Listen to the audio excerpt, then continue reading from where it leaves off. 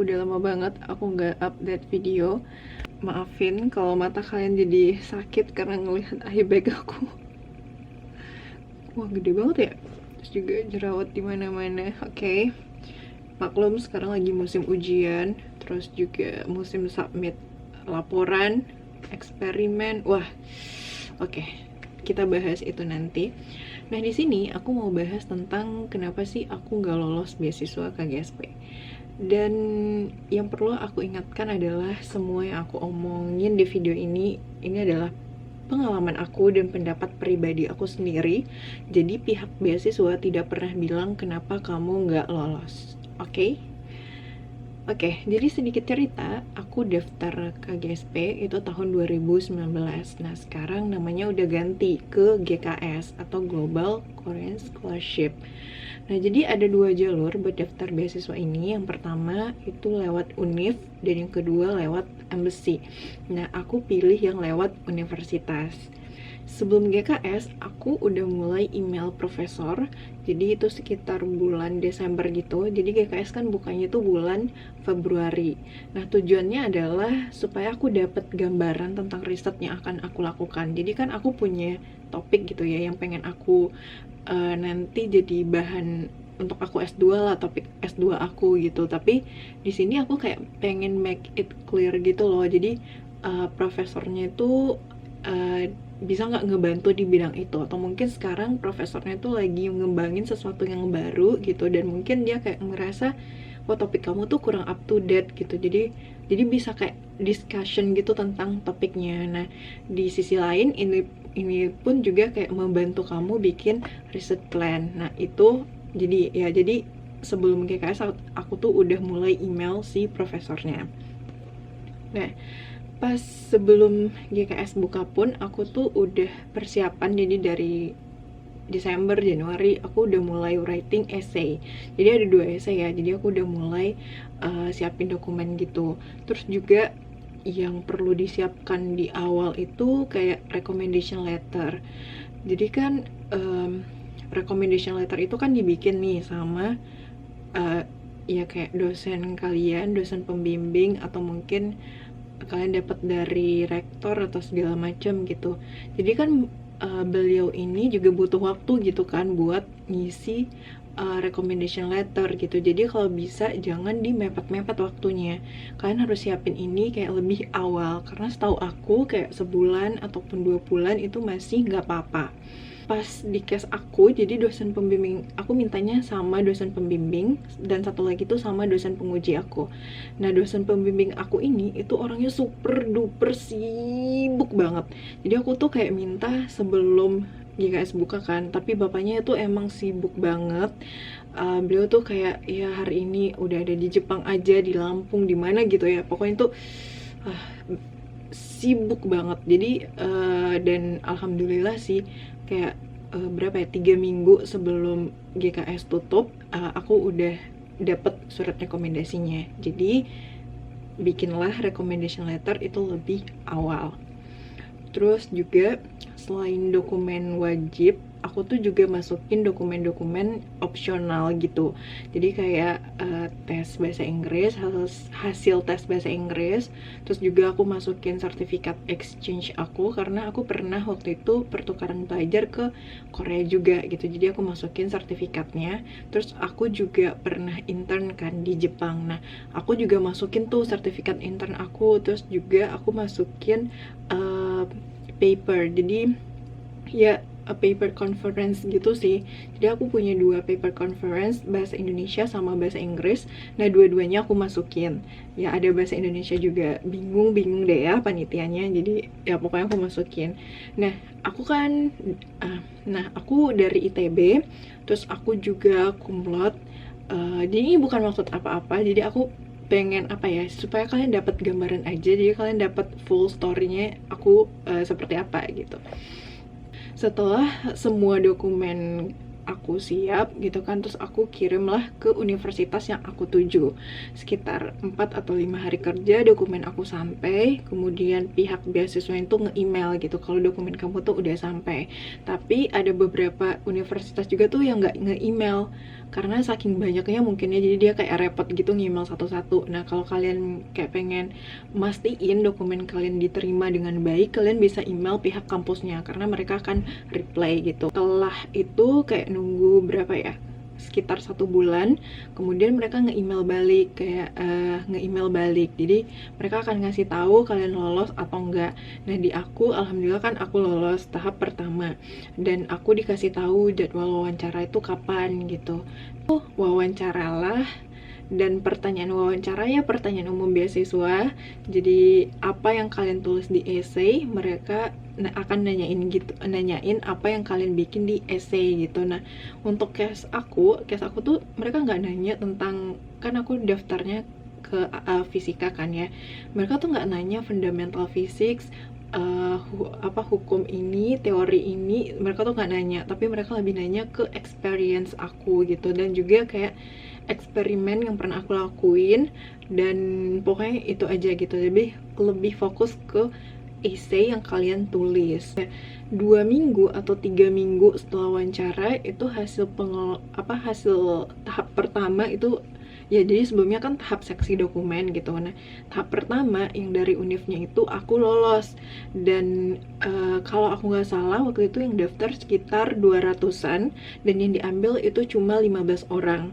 Nah di situ kayak aku merasa, wah aku ada kesempatan nih gitu, karena di waktu itu aku cuma daftar beasiswa KGSP aja. Dan sebelumnya aku pernah daftar sih beasiswa yang ke Jepang, tapi akhirnya nggak aku ambil karena pengalaman exchange aku ke Korea itu kayak bener-bener berkesan banget, jadi kayak aku pengen balik lagi gitu. Terus oke, nanti di video berikutnya deh ya, back again. Jadi setelah selesai tahap pertama, dokumen kalian itu akan dikirim oleh pihak kampus ke panitia GKS-nya gitu, jadi ke tim beasiswanya. Dan dari situ jadi kita nunggu lagi sekitar 1 bulan, baru deh itu pengumuman tahap terakhir buat yang Univtrack. Nah aku ingat banget, jadi waktu itu tuh bulan puasa aku nerima hasil dari GKS ini, dan waktu itu pas buka tuh ya, pas buka puasa, terus aku ngeliat ternyata tuh aku nggak lolos. Dan dari situ aku tuh nggak nangis sama sekali, for your information. Jadi aku bahkan kayak ngeedit lagi essay aku gitu kan, kayaknya salahnya tuh di mana gitu. Terus juga aku mulai kayak cari-cari beasiswa yang lain gitu. Jadi emang di malam itu tuh aku kayak nggak kecewa tuh, pasti kecewa gitu, karena daftarnya cuma 1 beasiswa itu aja. Terus juga kalau dibilang kayak sedih ya sedih gitu, tapi kayak masih oke. Jadi kayak oke, nggak apa-apa, kita coba lagi gitu. Ya tuh aku nggak apa-apa. Besok harinya itu baru tuh kerasa sakitnya tuh besok harinya gitu, dan baru deh besok harinya tuh aku kayak nangis gitu, mewek gitu ya. Ya seperti itulah. Jadi ini ilustrasinya panjang banget ya, sorry banget. Nah jadi kenapa sih menurut aku tuh nggak lolos. Nah setelah aku baca essay aku lagi, aku tuh kayak gimana ya, banyak menulis tentang diri aku. Jadi kayak banyak menulis tentang diri aku, potensi aku, apa yang akan bisa aku lakukan, apa yang akan aku lakukan setelah balik ke Indonesia, dan segala macamnya. Dan ya pokoknya tuh ini tuh GKS itu tuh membantu buat mewujudkan dream list aku gitu. Jadi aku cuma bilang itu rada buram, oke. Nah aku hanya secuil bilang ya udah, GKS membantu aku mewujudkan mimpi aku, gitu aja gitu. Nah kalau kalian diterima di GKS kan kalian dapat 1 tahun tuh buat belajar bahasa Korea, dan itu salah satu bedanya kan dari beasiswa lain. Kayak beasiswa aku kan aku dapat dari kampus nih, sekarang dapat dari profesor. Jadi itu ya udah gitu, ketika aku diterima udah aku lanjut studi aku gitu. Nah kalau GKS kan kalian dapat 1 tahun belajar bahasa Korea. Nah kalau bisa kalian masukin opportunity yang bisa kalian dapatkan. Jadi kayak kalian bisa belajar bahasa Korea, kalian bisa mengenal budaya Korea gitu. Terus juga ya pokoknya masukin deh keuntungan-keuntungan dari GKS yang membedakannya dari beasiswa yang lain. Jadi kan kalau misalkan kayak aku cuma bilang ya cuma itu gitu, dan tanpa GKS pun kayak pakai beasiswa profesor pun aku juga bisa gitu mewujudkan mimpi aku buat kuliah di Korea gitu. Jadi ya bikinlah sedikit banyaknya tentang opportunity dari GKS ini apa.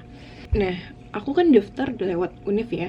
Jadi kalau seleksi UNIF itu adalah semua orang yang daftar ke UNIF itu diseleksi secara global. Dan waktu aku yang lolos tahap pertama itu kan 15 orang. Kalian bersaing dengan orang-orang dari berbagai macam negara, termasuk dari Indonesia. Nah, di kampus aku ternyata, kan aku daftar ke Department of Physics. Ternyata di departemen itu juga ada orang Indonesia yang lolos. Jadi ada 2 orang Indonesia di kampus aku, di departemen yang sama, dan kita tuh kayak di major yang sama gitu loh. Nah, waktu aku lolos yang itu, sampai aku tahu ada orang Indonesia itu, aku pasti kayak, aduh, harapan gue kayak tuh gue punya apa ya, harapan buat lolos gitu. Nah, setelah aku tahu gitu ada yang lolos, aku tuh kayak merasa, oh ini persaingannya akan bertambah. Tapi di situ aku kayak mikir bahwa kan dia daftarnya S3, aku daftarnya S2, mungkin kriterianya akan berbeda gitu. Tapi kan di sini kuota itu tuh nggak dibilang kan ya di beasiswa itu, kalau S2 berapa orang gitu, S3 berapa orang, ya nggak sih? Atau aku lupa. Jadi kayak nggak clear gitu. Waktu itu kuota untuk Indonesia itu adalah, waktu aku daftar itu 13 orang. Nah, kalau sekarang tuh kayaknya udah banyak ya, jadi kayak hampir 50-an deh kalau aku nggak salah tuh. Dan usually satu orang itu satu kampus pas zamannya aku. Nah, jadi kita nih udah satu kampus, satu departemen, satu major lab juga gitu kan. Terus jadi kayak persaingannya tuh semakin besar gitu. Nah, ketika aku lihat track record teman aku yang lulus itu, dia ternyata tuh anak olimpiade, dia tuh punya IPK sempurna, dia juga dari universitas yang top gitu, dan dia bahkan udah punya kayak publikasi dengan impact factor yang sangat tinggi.